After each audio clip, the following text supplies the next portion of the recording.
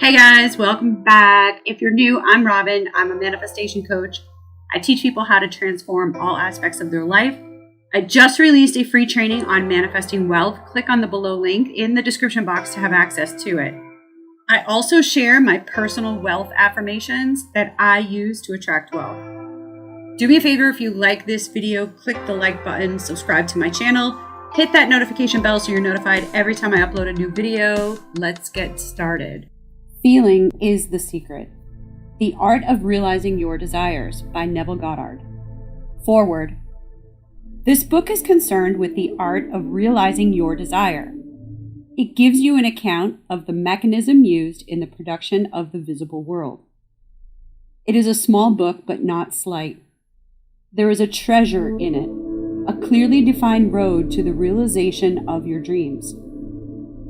Were it possible to carry conviction to another by means of reasoned arguments and detailed instances, this book would be many times its size. It is seldom possible, however, to do so by means of written statements or arguments, since to the suspended judgment it always seems plausible to say that the author was dishonest or deluded, and therefore his evidence tainted. Consequently, I have purposely omitted all arguments and testimonials and simply challenge the open-minded reader to practice the law of consciousness as revealed in this book. Personal success will prove far more convincing than all the books that could be written on this subject. Neville. Chapter 1. Law and its Operation. The world, and all within it, is man's conditioned consciousness objectified. Consciousness is the cause as well as the substance of the entire world. So it is to consciousness that we must turn if we would discover the secret of creation. Knowledge of the law of consciousness and the method of operating this law will enable you to accomplish all you desire in life. Armed with a working knowledge of this law, you can build and maintain an ideal world. Consciousness is the one and only reality, not figuratively, but actually. This reality may, for the sake of clarity, be likened onto a stream which is divided into two parts, the conscious and the subconscious. In order to intelligently operate the law of consciousness, it is necessary to understand the relationship between the conscious and the subconscious. The conscious is personal and selective. The subconscious is impersonal and non-selective. The conscious is the realm of effect. The subconscious is the realm of cause. These two aspects are the male and female divisions of consciousness. The conscious is male, the subconscious is female. The conscious generates ideas and impresses those ideas on the subconscious. The subconscious receives ideas and gives form and expression to them. By this law, first conceiving an idea and then impressing the idea conceived on the subconscious, all things evolve out of consciousness. And without this sequence, there is not anything made that is made. The conscious impresses the subconscious, while the subconscious expresses all that is impressed upon it. The subconscious does not originate ideas, but accepts as true those with which the conscious mind feels to be true and, in a way, known only to itself, objectifies the accepted ideas. Therefore, through his power to imagine and feel his freedom to choose the idea he will entertain, man has control over his creation. Control of the subconscious is accomplished through control of your ideas and your feelings. The mechanism of creation is hidden in the very depth of the subconscious, the female aspect or womb of creation.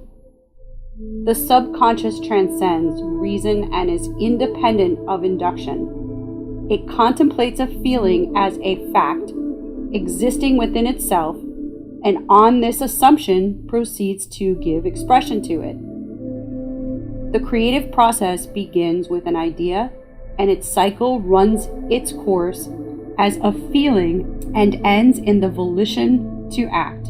Ideas are impressed on the subconscious through the medium of feeling. No idea can be impressed on the subconscious until it is felt. But once felt, be it good, bad, or indifferent, it must be expressed. Feeling is the one and only medium through which ideas are conveyed to the subconscious. Therefore, the man who does not control his feeling may easily impress the subconscious with undesirable states. By controlling of feeling is not meant restraint or suppression of your feeling, but rather the disciplining of self to imagine and entertain only such feelings as contributes to your happiness. Control of your feeling is all important to a full and happy life. Never entertain an undesirable feeling, nor think sympathetically about wrong in any shape or form. Do not dwell on the imperfection of yourself or others. To do so is to impress the subconscious with these limitations. What you do not want done onto you, do not feel that it is done onto you or another. This is the whole law of a full and happy life. Everything else is commentary. Every feeling makes a subconscious impression and, unless it is counteracted by a more powerful feeling of an opposite nature, must be expressed. The dominant of two feelings is the one that gets expressed. I am healthy is a stronger feeling than I will be healthy. To feel I will be is to confess that I am not. I am stronger than I am not. What you feel you are always dominates what you feel you would like to be. Therefore, to be realized, the wish must be felt as a state that is, rather than a state that is not. Sensation precedes manifestation and is the foundation upon which all manifestation rests. Be careful of your moods and feelings, for there is an unbroken connection between your feelings and your visible world. Your body is an emotional filter and bears the unmistakable marks of your prevalent emotions. Emotional disturbances, especially suppressed emotions, are the causes of all disease. To feel intensely about a wrong without voicing or expressing that feeling is the beginning of disease. Disease in both body and environment. Do not entertain the feeling of regret or failure, for frustration or detachment from your objective results in disease. Think freely only of the state you desire to realize. Feeling the reality of the stage sought and living and acting on that conviction is the way of all seeming miracles. All changes of expression are brought about through a change of feeling. A change of feeling is a change of destiny. All creation occurs in the domain of the subconscious. What you must acquire, then, is a reflective control of the operation of the subconscious. That is, control of your ideas and feelings.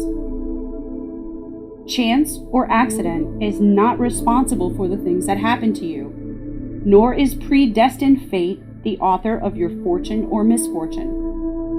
Your subconscious impressions determine the conditions of your world. The subconscious is not selective. It is impersonal and no respecter of persons. Acts 10:34 and Romans 2:11. The subconscious is not concerned with the truth or falsity of your feeling. It always accepts as true that which you feel to be true.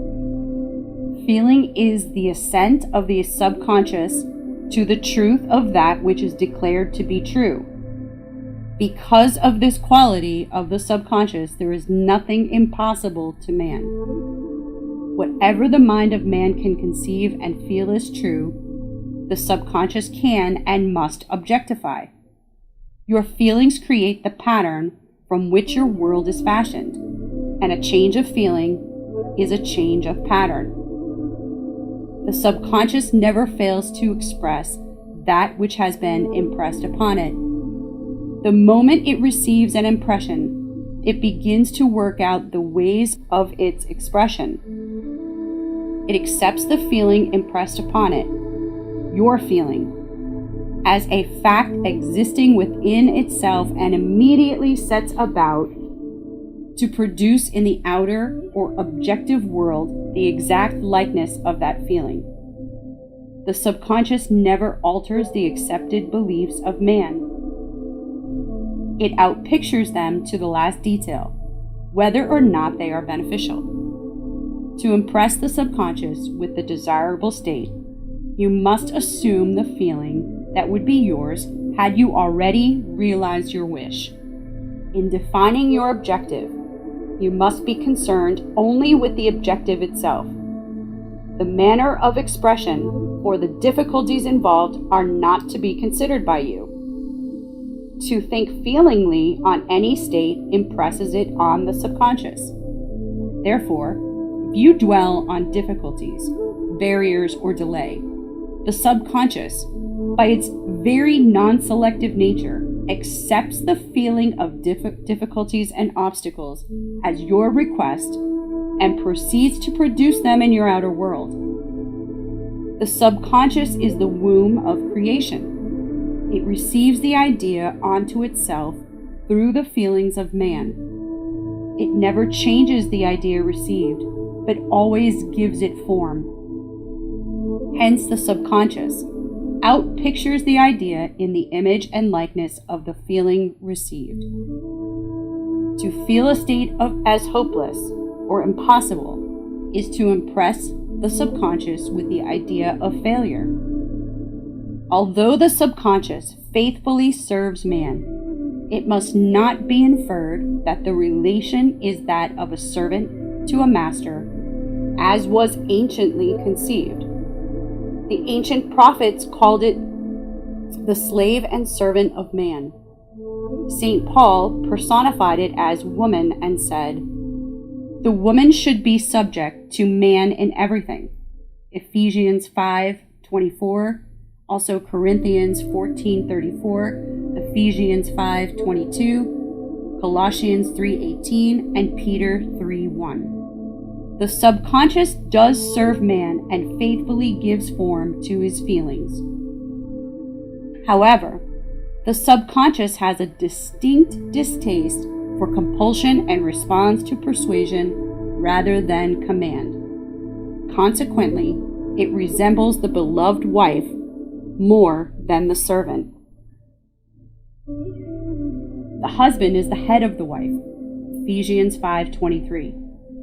May not be true of man and woman in their earthly relationship, but it is true of the conscious and the subconscious, or the male and female aspects of consciousness. The mystery to which Paul referred when he wrote, "This is a great mystery," 5:32. "He that loveth his wife loveth himself," 5:28. "And they two shall be one flesh," 5:31. is simply the mystery of consciousness. Consciousness is really one and undivided, but for creation's sake, it appears to be divided in two. The conscious, objective, or male aspect truly is the head and dominates the subconscious, subjective, or female aspect. However, this leadership is not that of a tyrant, but of the lover. So by assuming the feeling that would be yours, were you already in possession of your objective, the subconscious is moved to build the exact likeness of your assumption. Your desires are not subconsciously accepted until you assume the feeling of their reality, for only through feeling is an idea subconsciously accepted, and only through the subconscious acceptance is it ever expressed. It is easier to ascribe your feeling to events in the world than to admit that the conditions of the world reflect your feeling. However, it is eternally true that the outside mirrors the inside. As within, so without. As above, so below. As below, so above. As within, so without. As without, so within. Correspondence. The second of the 7 principles of Hermes. A man can receive nothing unless it is given him from heaven. John 3:27. And the kingdom of heaven is within you. Luke 17:21. Nothing comes from without. All things come from within, from the subconscious. It is impossible for you to see other than the contents of your consciousness. Your world, in its every detail, is your consciousness objectified. Objective states bear witness of subconscious impressions. A change of impression results in a change of expression. The subconscious accepts as true that which you feel as true, and because creation is the result of subconscious impressions, you, by your feeling, determine creation. You are already that which you want to be, and your refusal to believe this is the only reason you do not see it. To seek on the outside for that which you do not feel you are is to seek in vain. For we never find that which we want. We find only that which we are. In short, you express and have only that which you are conscious of being or possessing. To him that hath, it is given. Matthew 3:12, 25, 29, Mark 4:25, Luke 8:18, 19:26. Denying the evidence of the senses and appropriating the feeling of the wish fulfilled is the way to the realization of your desire. Mastery of self-control of your thoughts and feelings is your highest achievement. However, until perfect self-control is attained, so that, in spite of appearances, you feel all that you want to feel, you sleep in prayer to aid you in realizing your desired states. These are the 2 gateways into the subconscious. Chapter 2. Sleep. The life that occupies 1/3 of our stay on Earth is the natural door to the subconscious. So it is with sleep that we are now concerned. The conscious 2/3 of our life on Earth is measured by the degree of attention we give sleep. Our understanding of and delight in what sleep has to bestow will cause us, night after night, to set out for it as though we were keeping an appointment with a lover. In a dream, in a vision of the night, when deep sleep falleth upon men, in slumbering upon the bed, then he opened the ears of men and sealed their instruction. Job 33. It is in sleep and in prayer, a state akin to sleep, that man enters the subconscious to make impressions and receive his instructions. In these states, the conscious and subconscious are creatively joined. The male and female become one flesh. Sleep is the time when the male or conscious mind turns from the world of sense to seek its lover or subconscious self. The subconscious, unlike the woman of the world who marries her husband to change him, has no desire to change the conscious, waking state, but loves it as it is and faithfully reproduces its likeness in the outer world of form. The conditions and events of your life are children formed from the molds of your subconscious impressions in sleep. They are made in the image and likeness of your innermost feeling, that they may reveal you to yourself. As in heaven, so on earth. Matthew 6:10 and Luke 11:2. As in the subconscious, soon earth. Whatever you have in consciousness as you go to sleep is the measure of your expression in the waking 2/3 of your life on earth. Nothing stops you from realizing your objective. Save your failure to feel that you are already that which you wish to be, or that you are already in possession of the thing sought.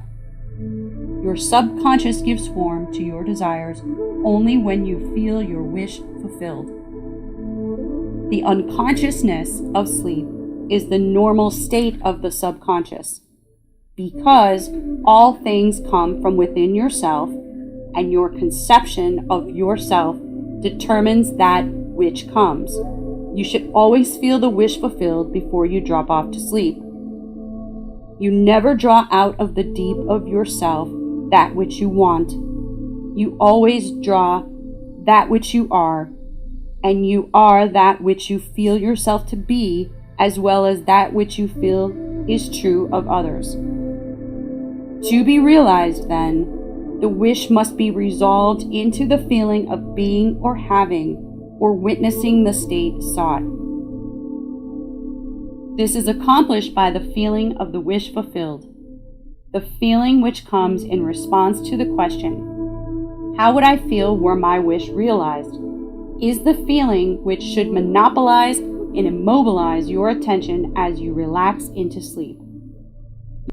You must be in the consciousness of being or having that which you want to be or to have before you drop off to sleep. Once asleep, man has no freedom of choice. His entire slumber is dominated by his last waking concept of self. It follows, therefore, that he should always assume the feeling of accomplishment and satisfaction before he tires in sleep. Come before me with singing and thanksgiving. Psalms 95:2. Enter into his gates with thanksgiving and into his courts with praise. Psalm 100:4. Your mood prior to sleep defines your state of consciousness as you enter into the presence of your everlasting lover, the subconscious. She sees you exactly as you feel yourself to be. If, as you prepare for sleep, you assume and maintain the consciousness of success by feeling, I am successful, you must be successful. Lie flat on your back with your head on level with your body. Feel as you would were you in possession of your wish, and quietly relax into unconsciousness. He that keepeth Israel shall never slumber nor sleep again. Psalms 121:4. Nevertheless, he giveth his beloved sleep. Psalm 127:2. The subconscious never sleeps. Sleep is the door which the conscious, waking mind passes to be creatively joined to the subconscious. Sleep conceals the creative act, while the objective world reveals it. In sleep, man impresses the subconscious with his conception of himself. What more beautiful description of this romance of the conscious and subconscious is there than that told in the Song of Solomon? By night, on my bed, I sought him whom my soul loveth. 3:1. I found him whom my soul loveth. I held him, and I not let him go, until I had brought him into my mother's house, and into the chamber of her that conceived me. 3:4.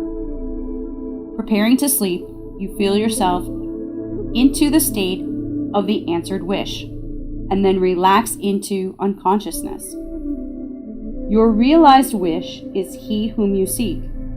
By night, on your bed, you seek the feeling of the wish fulfilled, that you may take it into you with the chamber of her that conceived you, into sleep or the subconscious which gave you form, that this wish also may be given expression. This is the way to discover and conduct your wishes into the subconscious.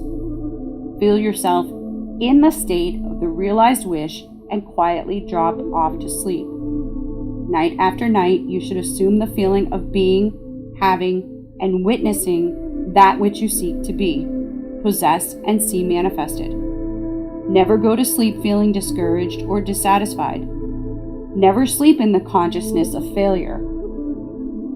Your subconscious, whose natural state is sleep, sees you as you believe yourself to be, and whether it be good, bad, or indifferent, the subconscious will faithfully embody your belief. As you feel so, do you impress her, and she, the perfect lover, gives form to these impressions and outpictures them as the children of her beloved. Thou art all fair, my love. There is no spot in the Song of Solomon 4:7. Is the attitude of mind to adopt before dropping off to sleep. Disregard appearances and feel that things are as you wish them to be. For he calleth things that are not seen as though they were, and the unseen becomes seen. Romans 4:17. To assume the feeling of satisfaction is to call conditions into being which mirror satisfaction. Signs follow, they do not proceed. Proof that you are will follow. Proof that you are will follow the consciousness that you are. It will not precede it. You are an eternal dreamer, dreaming non-eternal dreams. Your dreams take form as you assume the feeling of their reality. Do not limit yourself to the past. Knowing that nothing is impossible to consciousness, begin to imagine states beyond the experiences of the past. Whatever the mind of man can imagine, man can realize. All objective, visible states were first subjective or invisible states, and you called them into visible by assuming the feeling of their reality. The creative process is first imagining and then believing the state imagined. Always imagine and expect the best. The world cannot change until you change your conception of it. As within, so without. Nations, as well as people, are only what you believe them to be. No matter what the problem is, no matter where it is, no matter whom it concerns, you have no one to change but yourself, and you have neither opponent nor helper in bringing about the change within yourself.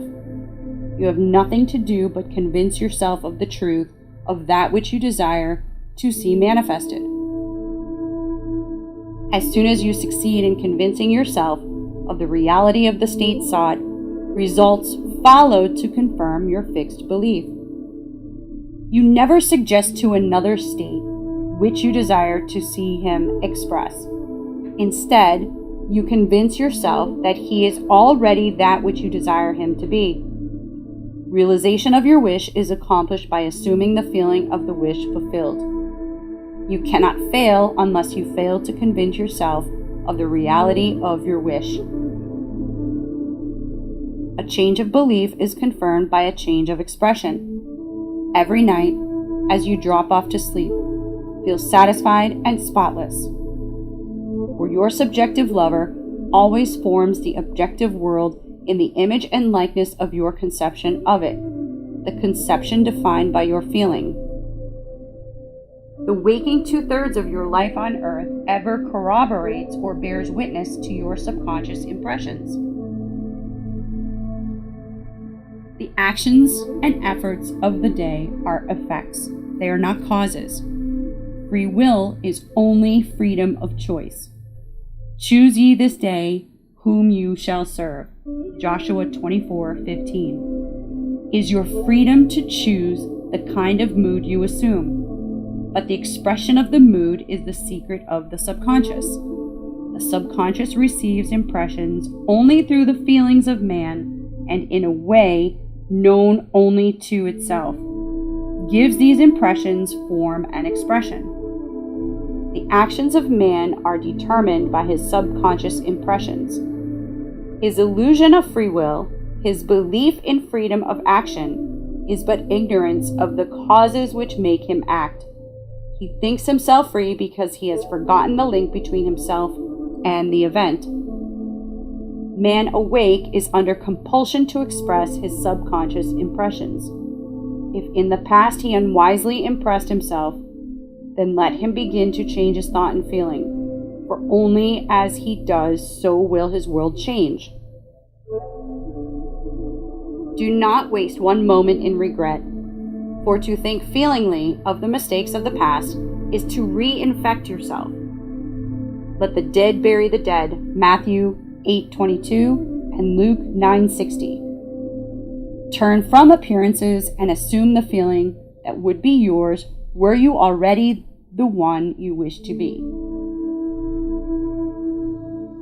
Feeling a state produces that state. The part you play on the world stage is determined by your conception of yourself. By feeling your wish fulfilled and quietly relaxing into sleep, you cast yourself in a star role to be played on earth tomorrow. And while asleep, you are rehearsed and instructed in your part. The acceptance of the end automatically wills the means of realization. Make no mistake about this.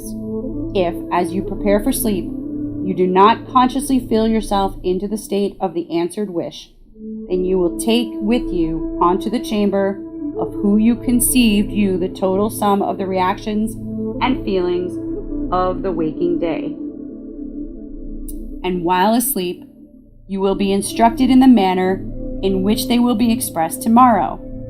You will rise believing that you are a free agent, not realizing that every action and event of the day is predetermined by your concept of self as you fall asleep. Your only freedom, then, is your freedom of reaction. You are free to choose how you feel and react to the day's dramas. But the drama, the actions, events, and circumstances of the day have already been determined. Unless you consciously and purposely define the attitude of mind with which you go to sleep, you unconsciously go to sleep in the composite attitude of mind made up of all feelings and reactions of the day. Every reaction makes a subconscious impression, and unless counteracted by an opposite and more dominant feeling, is the cause of future action. Ideas enveloped in feeling are creative actions. Use your divine right wisely. Through your ability to think and feel, you have dominion over all creation. While you are awake, you are the gardener, selecting seed for your garden. But except a corn wheat fall into the ground and die, it abideth alone. But if it die, it bring forth much fruit. John 12:24. Your conception of yourself as you fall to sleep is the seed you drop in the ground of the subconscious. Dropping off to sleep, feeling satisfied and happy, compels conditions and events to appear in your world which confirm these attitudes of mind. Sleep is the door into heaven. What you take in as a feeling, you bring out as a condition, action, or object in space. So sleep in the feeling of the wish fulfilled, as in consciousness, so on earth. Chapter 3. Prayer. Prayer, like sleep, is also an entrance into the subconscious. When you pray, enter into your closet, and when you have shut the door, pray to your Father which is in secret, and your Father which is in secret shall openly reward. Matthew 6:6. Prayer is an illusion of sleep which diminishes the impression of the outer world and renders the mind more receptive to suggestion from within. The mind in prayer is in a state of relaxation and receptivity, akin to the feeling attained just before dropping off to sleep. Prayer is not so much what you ask for as how you prepare for its reception. Whatsoever things ye desire, when you pray, believe that you have received them, and ye shall have them. Mark 11:24. The only condition required is that you believe that your prayers are already realized. Your prayer must be answered if you assume the feeling that it would be yours were you already in possession of your object. The moment you accept the wish as an accomplished fact, the subconscious finds means for its realization. To pray successfully, then, you must yield to the wish. That is, feel the wish fulfilled. The perfectly disciplined man is always in tune with the wish as an accomplished fact. He knows that consciousness is the one and only reality, that ideas and feelings are facts of consciousness, and are real as objects in space. Therefore, he never entertains a feeling which does not contribute to his happiness, for feelings are the cause of the actions and circumstances of his life.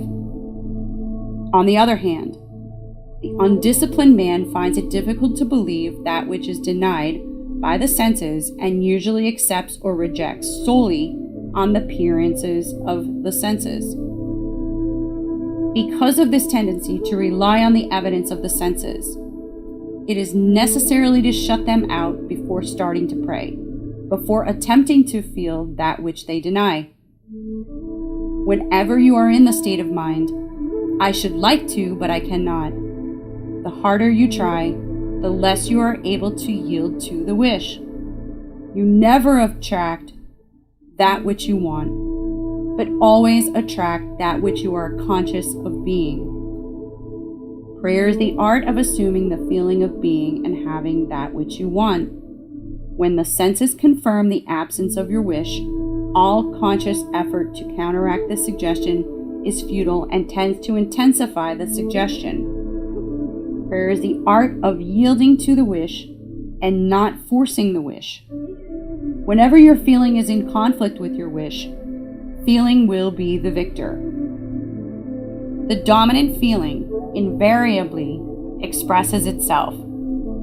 Prayer must be without effort.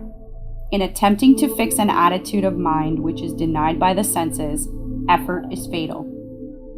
To yield successfully to the wish as an accomplished fact, you must create a passive state, a kind of reverie or meditative reflection similar to the feeling which precedes sleep. In such a relaxed state, the mind is turned from the objective world and easily senses the reality of the subjective state. It is a state in which you are conscious and quite able to move or open your eyes, but have no desire to do so. An easy way to create this passive state is to relax in a comfortable chair or on a bed. On a bed, lie flat on your back with your head on level with your body. Close your eyes and imagine that you are sleepy. Feel, I am sleepy. So very sleepy. In a little while, a faraway feeling, accompanied by a general lassitude and loss of all desire to move, envelops you. You feel a pleasant, comfortable rest and not inclined to alter your position. Although under other circumstances, you would not be at all comfortable. When this passive state is reached, imagine that you have realized your wish. Not how it was realized, but simply the wish fulfilled. Imagine in picture form what you desire to achieve in life. Then feel yourself as already having achieved it. Thoughts produce tiny little speech movements which may be heard in the passive state of prayer and pronouncements from without. However, this degree of passivity is not essential to the realization of your prayers. All that is necessary is to create a passive state and feel the wish fulfilled. All you can possibly need or desire is already yours. You need no helper to give it to you. It is yours now. Call your desires into being by imagining and feeling your wish fulfilled.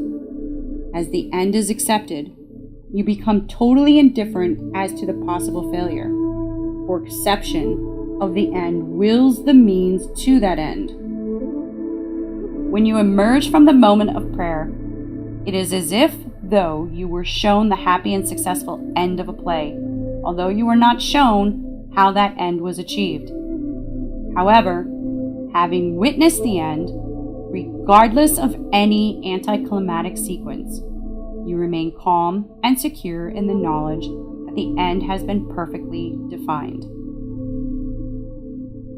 Chapter 4. Spirit, Feeling. Not by might, not by power, but by my Spirit, said the Lord of hosts. Zechariah 4:6. Get into the spirit of the state desired by assuming the feeling that would be yours were you already the one you want to be. As you capture the feeling of the state sought, you are relieved of all effort to make it so, for it is already so. There is a definite feeling associated with every idea in the mind of man. Capture the feeling associated with your realized wish by assuming the feeling that would be yours were you already in possession of the thing you desire, and your wish will objectify itself. Faith is feeling. According to your faith, feeling, be it unto you. Matthew 9:29. You never attract that which you want, but always that which you are. As a man is, so does he see. To him that hath it shall be given, and to him that hath not it shall be taken away. Matthew 13:12, 25:29. Mark 4:25. Luke 8:18, 19:26. That which you feel yourself to be, you are. And you are given that which you are. So assume the feeling that would be yours were you already in possession of your wish, and your wish must be realized. So God created man in his image. In the image of God created he him. Genesis 1:27. Let this mind be in you, which also in Jesus Christ, who being in the form of God, thought it not robbery to be equal with God. Philippians 2:5 and 6. You are that which you believe yourself to be, instead of believing in God or in Jesus. Believe you are God or you are Jesus. He hath believed on me. The works that I shall do, he do also. John 14:12. Should be, he that believes as I believe, the works that I shall do, he do also. Jesus found it not strange to do the works of God because he believed himself to be God. I and my Father are one. John 10:30. It is natural to do the works of the one you believe yourself to be. So live in the feeling of being the one you want to be, and you shall be. When a man believes in the value of advice given him and applies it, he establishes within himself the reality of success.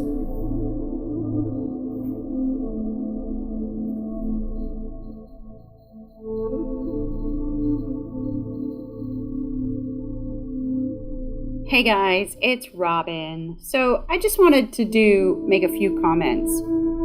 In terms of this book, Feeling is the Secret, there's so many nuggets of information that Neville is providing in such a small piece, but they're so rich in terms of manifestation. I think for me, the most important point that Neville makes, and this is especially true if you're new to Neville, is that reality is based on your consciousness. The conscious realm is the effect, and the subconscious realm is the cause. Meaning, what you're conscious about is what you're observing as the effect of your subconscious. The conscious impresses the subconscious. So what you're actually seeing in your reality, or in your mirror, as I usually say in my videos, is what is being expressed by your subconscious. Your subconscious is what you're not aware of. Your subconscious, those are your beliefs about your reality. Reality is merely an expression of your subconscious beliefs. And what impresses the subconscious is feeling. Hence the reason why Neville calls this feeling is the secret. So what you feel about your reality is what is actually impressed upon the subconscious. It contemplates or accepts a feeling as a fact. There's no intelligence that sifts and sorts through the feelings that your subconscious is taking in and assuming as fact. There's no sifting and sorting. There's no, device that all of those feelings go through and says, oh, well, you know what? That's not going to help Robin. Robin's really nice and she's good to people. That's only going to bring her bad things. Let's not impress that on the subconscious. Let's only impress good things on her subconscious. That's not how it works. It doesn't sift or sort through anything. It just accepts your feeling at that point in time as fact. Your subconscious does not know the difference between an actual event or an imaginal event. And Dr. Joe Dispenza talks about this a lot. And it's why things like meditation, affirmations, prayer, and SATs, a state akin to sleep, these things that Neville talks about, it's why they're so important. Because the act of imagining and having the feeling of the wish fulfilled overrides those programs of the subconscious. It's why being aware of that internal chatter that goes on all day in our minds, it's why it's so important. It's why you should objectively look at your reality from a place of detachment. And if something happens that is unwanted, have the ability to detach from it and say, what is it that I must believe to be true for this to be showing up in my reality? I'll link my SATs video. I did a SATs video a year or two ago, and I'll link that here. It's just my process. I use this every night, and it's actually how I've manifested most of the really, really big things in my life. Another important thing that Neville talks about, he only briefly mentions this, and I wish that he elaborated more on this. It's emotional dis-ease creates disease. And this is so true for me. It's one that I know is absolutely true. When I was diagnosed with cancer, it flipped my entire world upside down. And it was that point that I finally woke up and realized I needed to do something about what was going on in my brain with my beliefs. I knew I needed to change something within me in order to eradicate that disease.